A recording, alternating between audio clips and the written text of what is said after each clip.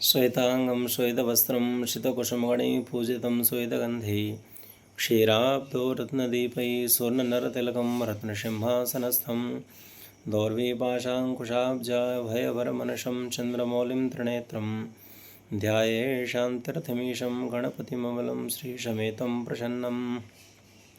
ॐ नमः शिवाय सर्वाण्यै सौभाग्यं सन्तति सुखं प्रयक्ष भक्तियुक्तानां नारीणां हरवल्लभे। नमो नमः। हमें ऐसी आशा है कि माँ पीताम्बरा की कृपा से आप सब स्वस्थ होंगे, जीवन आपका मंगलमय सुचारू रूप से संपादित हो रहा होगा। आज बात करते हैं करक चतुर्थी व्रत, जिसको हमारे शास्त्र में शास्त्रीय परंपरा में करवा चौथ के नाम से भी जाना जाता है।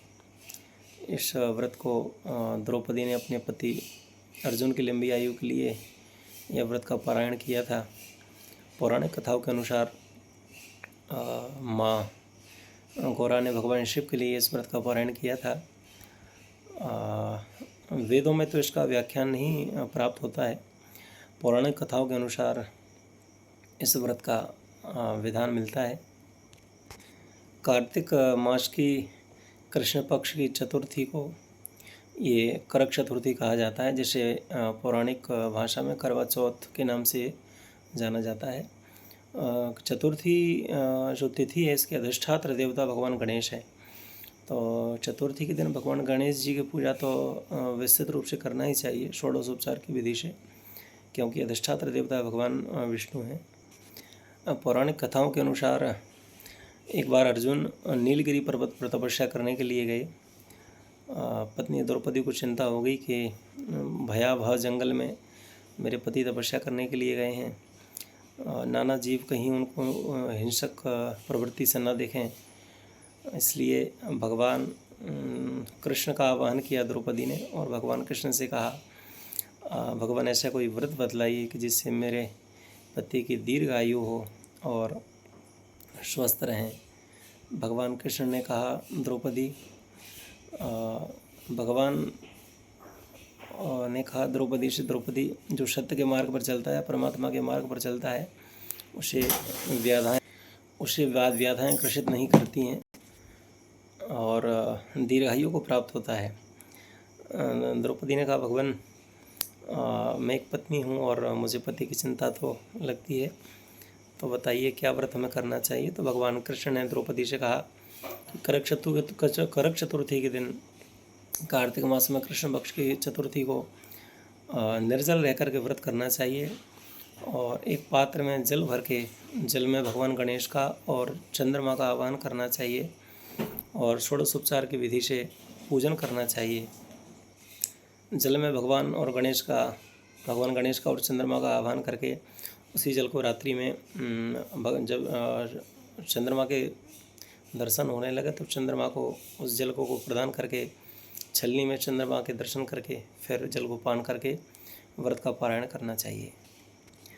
कोई मंत्र नहीं आता, कोई बात नहीं, कोई विधि नहीं आती, कोई बात नहीं, भगवान गणेश का छोटा सा मंत्र बोल करके ओम वक्रतुंडाय हुम, ओम गंग गणपतये नमः, इस मंत्र से गणेश का पूजन कर सकते हैं। और चंद्रमा का पूजन ओम श्राम श्रीम श्रोम शः चंद्रमसे नमः, इस मंत्र से चंद्रमा का आह्वान करें।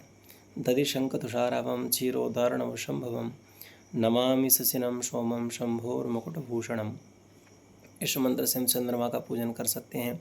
षोडशोपचार की विधि से चंद्रमा का पूजन करें, प्रसाद लगा के आरती करें और चंद्र दर्शन होने के बाद में चंद्रमा को अर्घ्य दे करके हम व्रत का पारायण करें।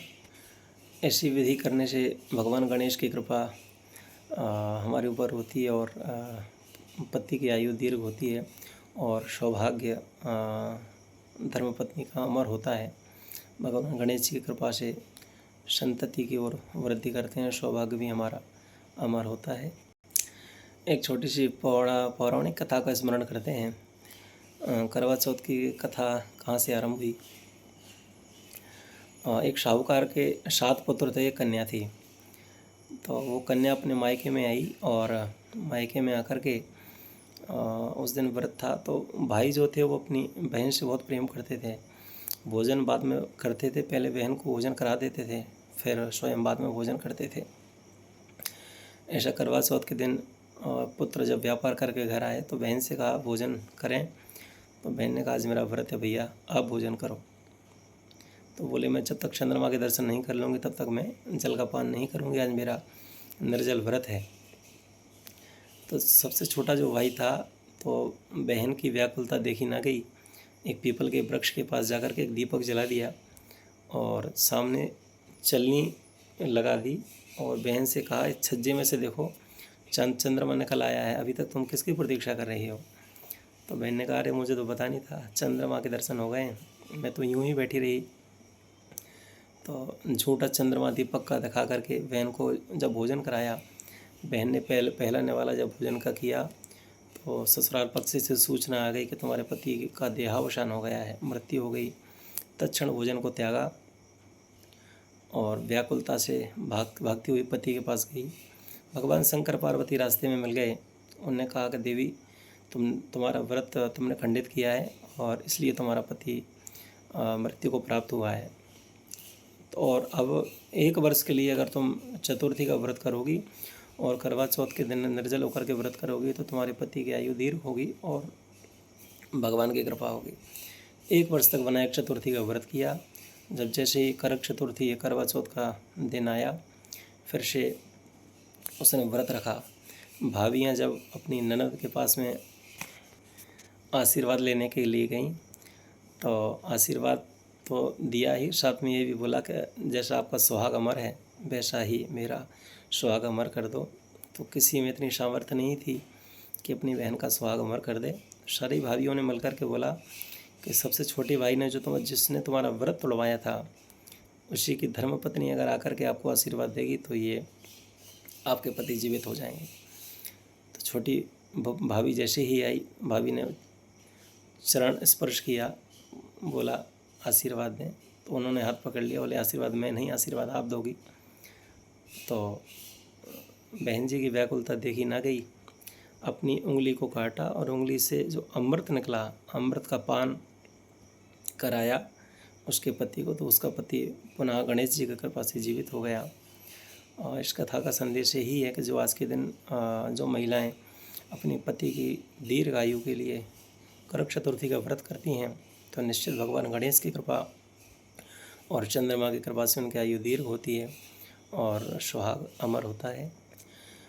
गणेश भगवान गौरा मैया की चंद्रमा की कृपा जैसे द्रौपदी के ऊपर हुई, ऐसे ही आप सभी सौभाग्यवती महिलाओं के ऊपर हो। आपके पति की आयु दीर्घ हो, आपका सुहाग अमर हो। इन्हीं शब्दों के साथ अपनी वाणी को विराम। धन्यवाद। जय श्री राम।